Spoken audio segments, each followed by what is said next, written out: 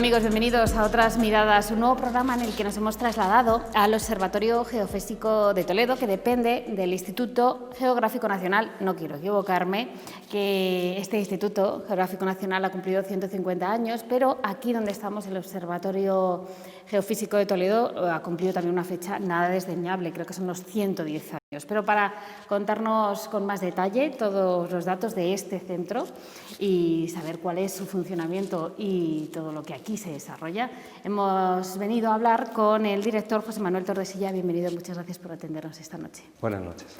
José Manuel, hablaba de 150 años de este observatorio, este edificio, este complejo. No, realmente el que ha cumplido 150 años es el Instituto Geográfico Nacional. Ajá.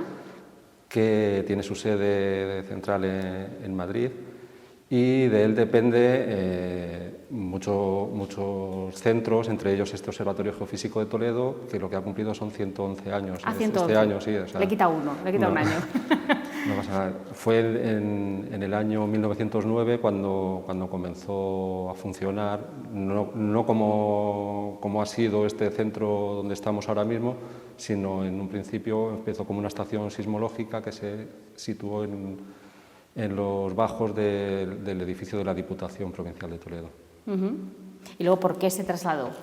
Pues esta estación sismológica fue la primera que el Instituto Geográfico Nacional instaló en España, y se buscó un emplazamiento lo más adecuado posible, pero claro, la instrumentación sísmica que existía en aquella época era cuando estaban comenzando a desarrollarse y que empezaron a aparecer cada vez instrumentos más precisos, y el problema que tenía es que se veían afectados por el ruido cultural del movimiento de vehículos y demás. Entonces se buscó un emplazamiento más alejado del centro de la ciudad, y por eso se trasladó aquí hasta Finca de Buenavista. Este centro, además, tampoco ya es el único, también hay otro emplazamiento en San Pablo de los Montes. Sí, exactamente. Este no es el último emplazamiento, sino que aquí comenzó a funcionar este observatorio geofísico ya no solo como una estación sismológica, sino que también se amplió para el estudio sobre todo del campo magnético terrestre, lo que es el geomagnetismo. Entonces han sido, digamos, las dos ramas fundamentales de trabajo de este observatorio, y se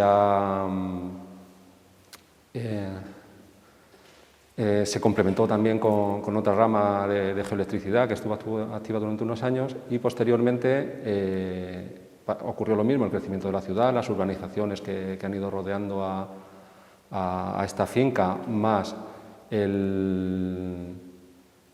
la electrificación del ferrocarril, son cosas que afectaban mucho a las inducciones magnéticas, y entonces se buscó un emplazamiento más alejado aún. Entonces ya se optó por San Pablo de los Montes, se hizo un levantamiento de las zonas más óptimas para situarlo, y se eligió ese emplazamiento, y desde allí está operativo desde finales de los años 80 la instrumentación geofísica.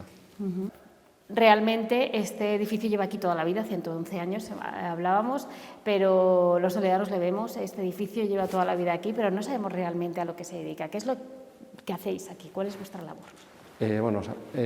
Aquí la labor que se ha realizado desde los inicios de este centro ha sido, por un lado, las tareas de vigilancia sísmica. Contaba con instrumentación la más desarrollada en su momento para la detección de terremotos, y desde aquí se daban las alertas de terremotos que ocurrían en la zona de la península ibérica y zonas adyacentes, pero también se localizaban terremotos de todo el mundo. De hecho, el emplazamiento era un emplazamiento muy bueno a nivel geológico, y daba unos datos muy buenos, y por eso en los años 60 se incluye dentro de la red mundial de observatorios geofísicos, dentro de la parte de sísmica, y está, digamos, contando ya con una instrumentación estándar que se crea para los principales observatorios de todo el mundo. Luego, por otro lado, se hacían labores del estudio del campo magnético terrestre, en el cual se monitoriza cómo evoluciona este campo interno de la Tierra, el cual es el responsable de que se genere la magnetosfera, que es la que nos protege de la radiación solar, pero este campo magnético no es un campo estable, sino que tiene variaciones con con el tiempo, tiene variaciones tanto diarias como de periodos más largos, influido también en gran parte por la actividad del Sol, que tiene unos periodos de actividad de unos 11 años, y el cual, a partir de las radiaciones que emite en forma de lo que se conocen como tormentas solares, produce en la Tierra tormentas geomagnéticas, y todo eso se monitoriza con la instrumentación que contamos en los observatorios geomagnéticos. Eso es importante también para la aviación, parece. Sí, efectivamente, esta información es muy importante en temas de aviación, en temas de corrientes inducidas que se pueden propagar por líneas eléctricas, líneas de comunicaciones. Hoy día también afectan gravemente a los satélites que están en órbita, por ejemplo, también los astronautas que están en operación espacio, cuando se producen tormentas solares, no pueden salir de las naves porque es muy perjudicial. Los aviones pueden ser desviados de sus trayectorias habituales para evitar trayectos polares, porque es por donde entra la mayor cantidad de radiación. Es algo que nadie se imagina, que dentro de este espacio puede ser datos tan importantes para los aviones. Sí. Los terremotos también, España en general, Toledo tampoco es una zona sísmicamente activa, digámoslo así. ¿Cómo es que se elige Toledo como emplazamiento, siendo una zona poco? Pues precisamente se elige por ser una zona muy estable. O sea, estamos en una zona predominantemente granítica, lo cual hace que, por un lado, la actividad en esta zona de la meseta es muy baja y, sin embargo, es muy estable para que los instrumentos no se vean perturbados por otras señales. Entonces, por eso es por lo que se eligió, en primer lugar, la ciudad de Toledo para establecer esta estación sísmica por parte del Instituto Geográfico Nacional. Luego, la red sísmica nacional, digamos, esto ha tenido una evolución muy grande a lo largo de los años. El concepto actual que existe de la red sísmica nacional no tiene que ver con lo que teníamos hace 100 años. En ese momento, aparte de este observatorio de Toledo, el Instituto Geográfico Nacional situó otros observatorios, digamos, perimetralmente por la península, en Almería, en Alicante, en Logroño, en Santiago de Compostela, de forma que, digamos, podíamos tener rodeadas todas las fuentes sísmicas. Pero, claro, todo esto estaba en sitios como este, a las afueras de las ciudades, que con el tiempo se han ido viendo perturbados por el propio crecimiento de las ciudades. Entonces, a partir de los años 70 empieza a haber un nuevo concepto de red sísmica, en el cual se empiezan a buscar emplazamientos más separados de las ciudades. Digamos, la tecnología ya lo permitía, porque digamos, mientras estaban los observatorios, diariamente aquí había operadores que tenían que estar manipulando los instrumentos y leyendo las bandas de papel en el momento. A partir de los años 70-80 se crean estas estaciones que están apartadas, de forma que la transmisión a través de líneas telefónicas es posible hasta un centro de recepción de datos que se situó en la sede central del IGN en Madrid. Y luego, posteriormente, ha ido evolucionando a estaciones de transmisión vía satélite, vía datos móviles y demás, de forma que se buscan cada vez emplazamientos más alejados y que digamos, que solo necesitan un mínimo mantenimiento una vez al año prácticamente. Sí, porque aquí antes vivían familias, incluso, es lo que decías, que tienen que estar al quite en cualquier momento. Efectivamente, esto era un sitio en el que a cualquier hora del día o de la noche podían saltar las alarmas porque se había detectado algún terremoto importante, y entonces la gente que vivía aquí, efectivamente vivían las familias completas aquí en esta parcela, y a cualquier hora del día o de la noche se podían poner activos para estudiar algún evento importante que se hubiese producido. Todo esto ha ido evolucionando, obviamente. Estamos además rodeados de este museo maravilloso, porque vosotros también, aparte, hacéis una labor de recuperación, de restauración de todos estos aparatos y también de documentación. Efectivamente. Actualmente lo que es este observatorio de Toledo, aparte de hacer el mantenimiento y y la vigilancia del Observatorio de San Pablo de los Montes, donde tenemos actualmente la instrumentación registrando, se ha convertido en un centro muy importante de recuperación de todos los datos geofísicos del Instituto Geográfico Nacional.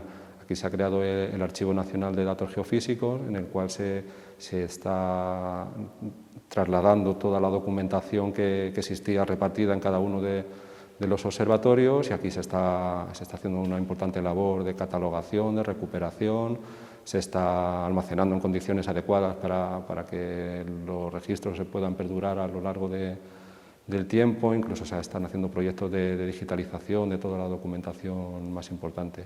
Y por otro lado tenemos este museo en el que se ha hecho un trabajo muy importante en estos últimos 10 años.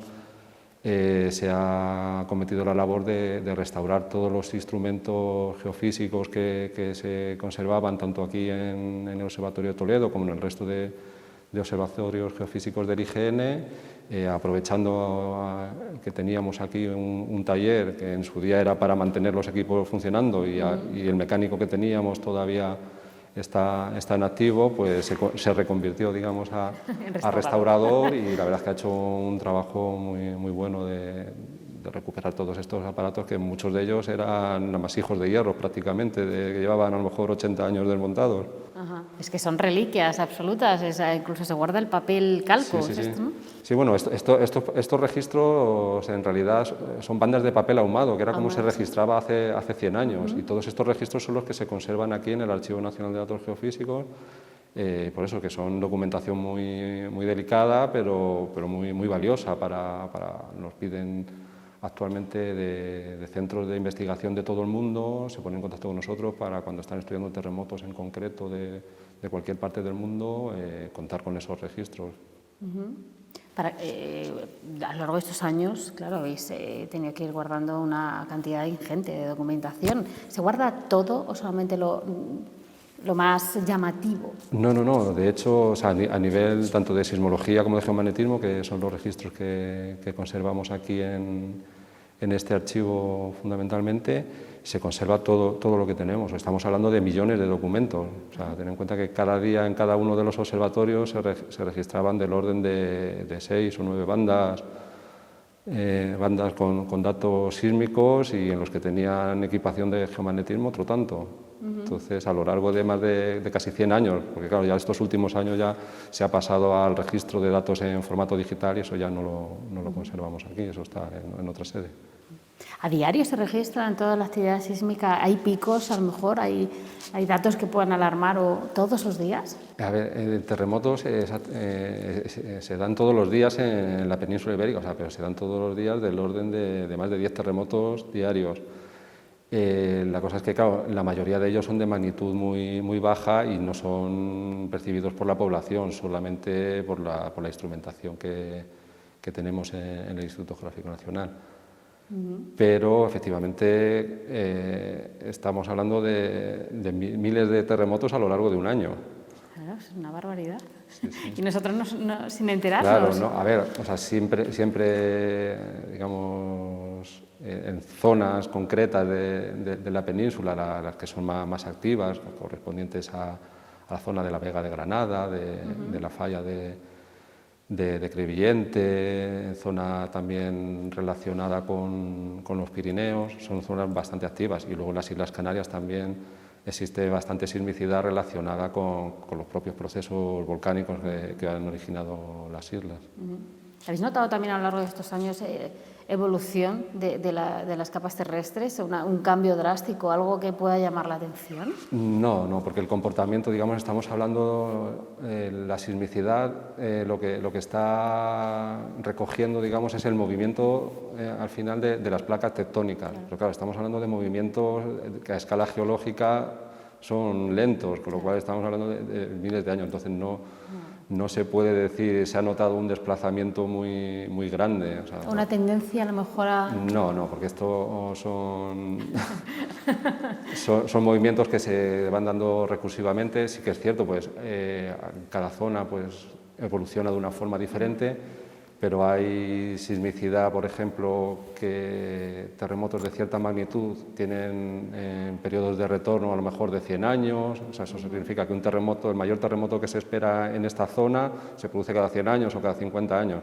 Entonces, entre medias hay pequeña sismicidad y entonces en un momento dado se produce un terremoto mayor en la zona, que normalmente van acompañados de sus réplicas durante un tiempo y luego se estabiliza y de nuevo empiezan procesos de acumulación de fuerzas y energía que hasta que no pasa el tiempo pertinente pues no vuelve a liberarse.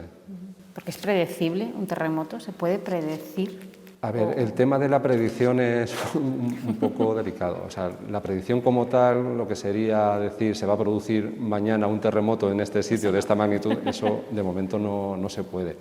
Lo que sí se sabe es, o sea, a partir de todos los estudios que se hacen en sismología, lo que está caracterizada es cada zona. Pues se sabe el terremoto más grande que se puede esperar en una determinada zona. Digamos, las frecuencias que suele producir ese terremoto, que eso afecta a que afecte más a edificios altos, edificios más bajos. Entonces, todo esto se refleja luego en las normas de construcción sismoresistente que se publican para que, digamos, en cada sitio no se puede construir de la misma forma, sino que en cada sitio hay que ajustarse a esa normativa para poder soportar los terremotos propios de la zona. Entonces, esto ya no es predicción, sino es una labor de tener, digamos, controlado el terremoto mayor posible para que no se produzcan daños. ¿Y tenéis algún registro de algún gran terremoto, algún fenómeno que haya ocurrido relevante en España? Porque yo recuerdo unos 15 años aproximadamente, o a lo mejor más, ya no lo recuerdo, trabajando en Madrid, que hubo un terremoto que sacudió todo el edificio. Nosotros pensábamos que había sido un atentado con una bomba porque nos quedamos, claro, no estamos acostumbrados a movimientos sísmicos tan grandes. Sí, vamos, ten en cuenta aquí todos los registros de los terremotos que se han producido prácticamente desde 1909 están aquí almacenados estos datos. Grandes terremotos en los últimos años pues puede ser el terremoto de Mula que se produjo en Mula, en Murcia, fue en 1999. Luego se produjo el terremoto de Lorca, creo que fue en 1910 o 1911. Me bailan ya las cifras. Digamos, esos han sido algunos de los terremotos más grandes, más recientes que se han producido, pero bueno, que a lo largo de estos años ha habido grandes terremotos que se han podido registrar.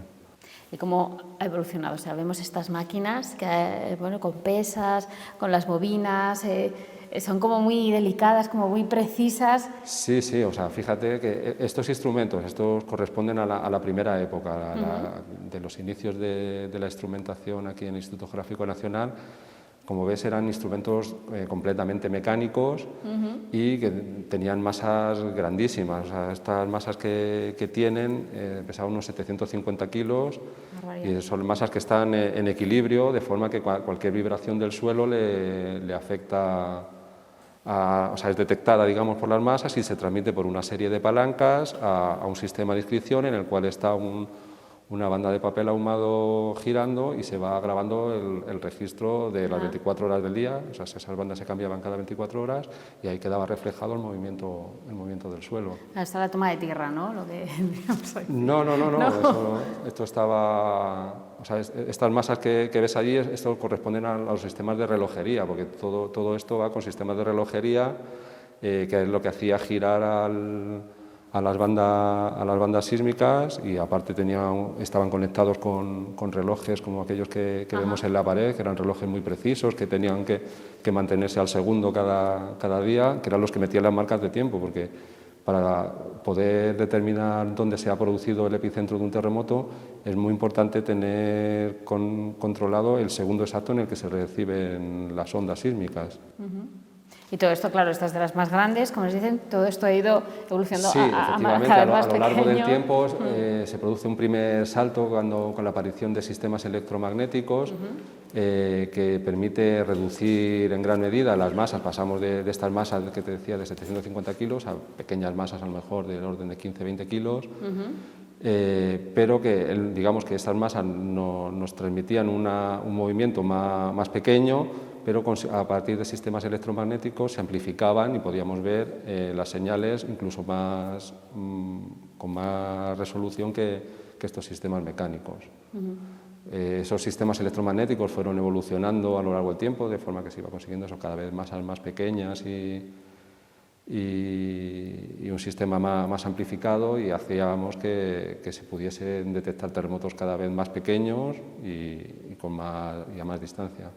Hoy en día ordenadores, satélites, está todo... Efectivamente, hoy día todo ya son sistemas completamente digitales, totalmente electrónicos.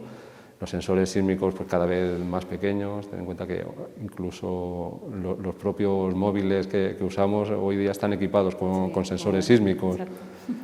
Bueno, digamos que a nivel profesional para la detección de terremotos son instrumentos mucho más complejos, pero que son cada vez más reducidos, y la transmisión de los datos es completamente digital, vía satélite, a través de sistemas de transmisión de datos GSM, etc.